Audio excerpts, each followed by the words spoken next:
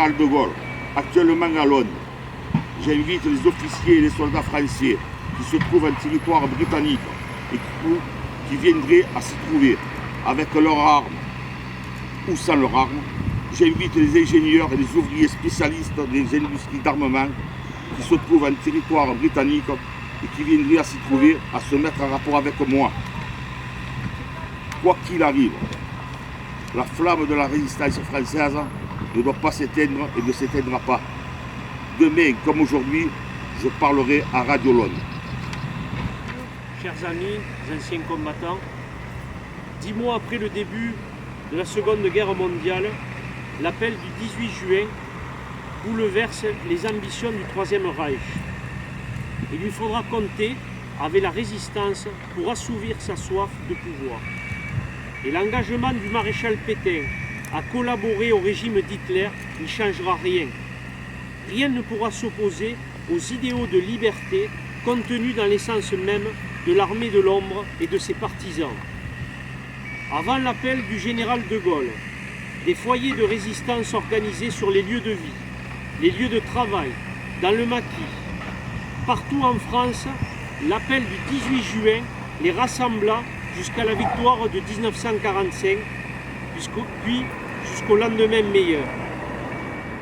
Comme le 18 juin 1940, actuellement le Covid n'est pas une guerre, mais il a montré l'incapacité du libéralisme à être au service de l'intérêt général. L'État capitaliste a exhibé son acharnement à servir la finance.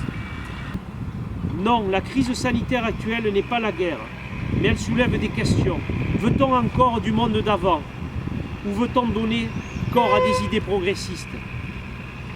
Si à partir du 18 juin 1940, des hommes, à travers le général de Gaulle, se sont ralliés, si le Conseil national de la résistance se réunissait aujourd'hui, si le général de Gaulle, si Lucie Aubrac, si Raymond Aubrac, Henri Bartoli, Daniel Cordier, Philippe de Chartres, Georges Guingouin, Stéphane Hessel, Maurice Créguel-Valrimont, Lise London, Georges Ségui, Germaine Tillon, Jean-Pierre Vernant, si tous les résistants illustres devaient se réunir aujourd'hui, que dirait-il? Stéphane Hessel, juste avant de décéder en 2013, nous appelait à l'indignation et à la résistance pour construire une société nouvelle. Cela nous encourage à réfléchir davantage à la libération dans une France dévastée, dans une France qui compte ses morts, l'utopie des résistants s'ancrée dans la réalité. Nous sommes des milliers, des millions à croire dans un autre monde possible. Rester sur les quais, à regarder passer les trains est contraire à notre culture, contraire à notre vision du monde. Il est temps de prendre le train ensemble. Rappelons-nous les mots du général de Gaulle. Le dernier mot est-il dit? L'espérance doit-elle disparaître? La défaite est-elle définitive?